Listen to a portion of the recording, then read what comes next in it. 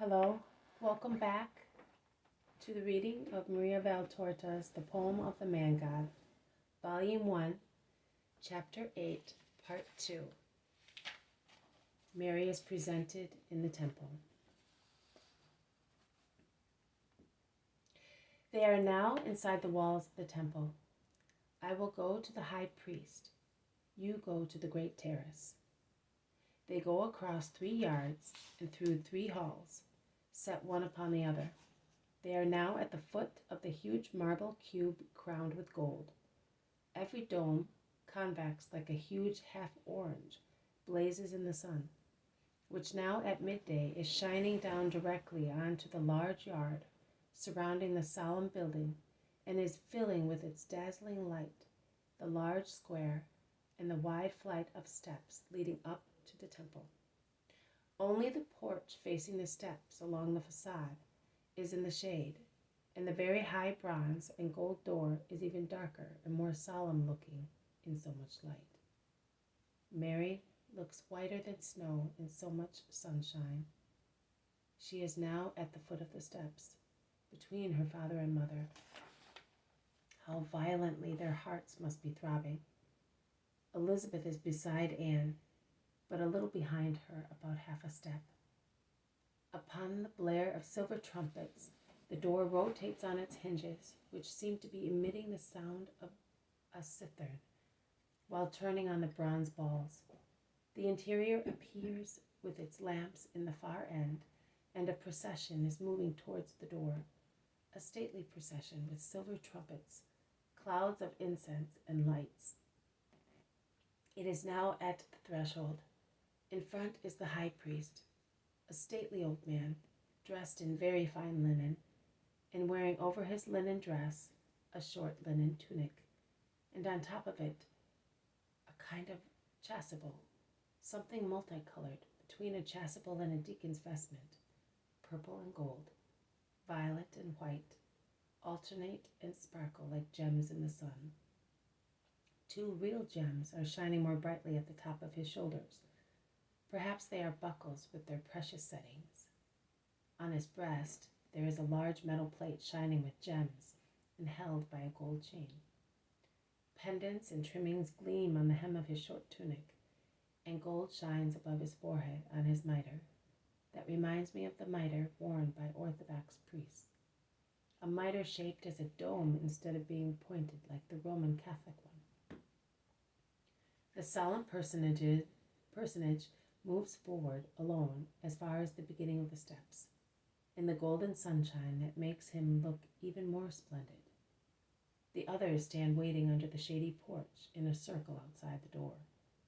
On the left there is a group of girls, all dressed in white, with Prophetess Anna and other elderly ladies, obviously teachers. The high priest looks at the little girl and smiles. She must look very tiny at the foot of the flight of steps worthy of an Egyptian temple. He lifts his arms to the sky in prayer. They all bow their heads in perfect humility before the priestly majesty communicating with the eternal majesty. Then he beckons to Mary, and she departs from her mother and father, and, as if fascinated, climbs the steps, and she smiles. She smiles in the shade of the temple, where the precious veil is hanging. She is now at the top of the steps, at the feet of the high priest, who imposes his hand on her head. The victim has been accepted. Which purer victim had the temple ever received? Then he turns around, and holding his hand on her shoulder, as if he were leading the immaculate little lamb to the altar, he takes her to the temple door. Before letting her in, he asks her, "Mary of David, are you aware of your vow?" When she replies, "Yes," in her silvery voice, he cries out, "Go in then, walk in my presence and be perfect." Mary enters and is swallowed up by the darkness. The group of virgins and teachers, then the Levites hide and isolate her more and more. She can no longer be seen. Also, the door is now closing on its sweet-sounding hinges. Through the gap, which is becoming narrower and narrower, the procession can be seen advancing towards the Holy of Holies. Now it is only a thread. Now it is no more. It is closed.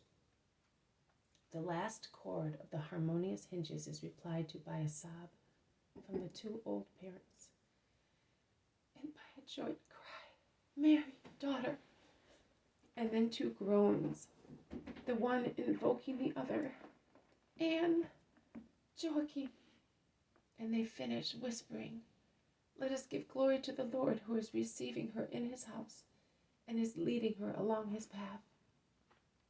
It all ends thus.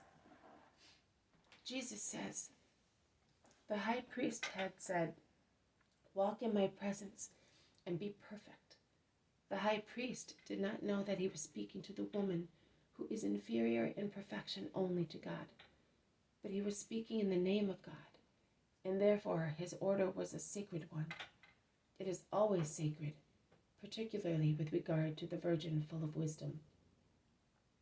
Mary had deserved that wisdom should precede her and show itself to her first, because from the beginning of her day she had watched at its door, and wishing to be taught out of love, she wanted to be pure, to achieve perfect love, and to deserve to have wisdom as her teacher.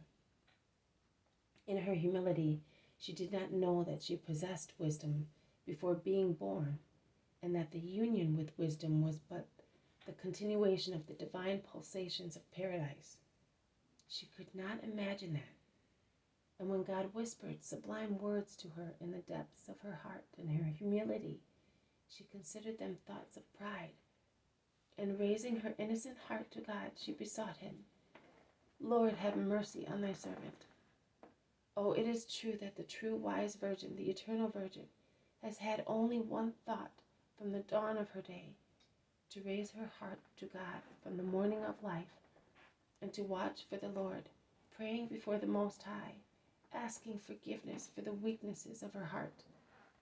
As her humility convinced her, and she was not aware that she was anticipating the request for forgiveness for sinners, which she would later make at the foot of the cross together with her dying son. When the great Lord will decide, she will be filled with the spirit of intelligence and will then understand her great mission. For the time being, she is only a child who is in the sacred peace of the temple, establishes and reestablishes closer and closer connections, affections, and memories with her God. This is for everybody, but for you, my little Mary, has your teacher nothing special to tell you? Walk in my presence. Be therefore perfect. I am slightly modifying the sacred phrase, and I am giving it to you as an order. Be perfect in love, perfect in generosity, perfect in suffering. Look once again at Mother, and consider what so many ignore or wish to ignore, because sorrow is too irksome to their taste and their spirit. Sorrow. Mary suffered from the very first hour of her life. To be perfect as she was implied the possession of a perfect sensitivity. Consequently, sacrifice was to be more piercing, and thus more meritorious. He who possesses purity possesses love. Who possesses love possesses wisdom. Who possesses wisdom possesses generosity and heroism, because he knows why he makes a sacrifice. Raise your spirit, even if the cross bends you, breaks you, and kills you. God is with you. This is the end of the reading of the poem of the Man God, Volume 1, Chapter 8, Part 2. Mary is presented to the temple. Thank you for listening. I'll see you tomorrow. May peace be with you.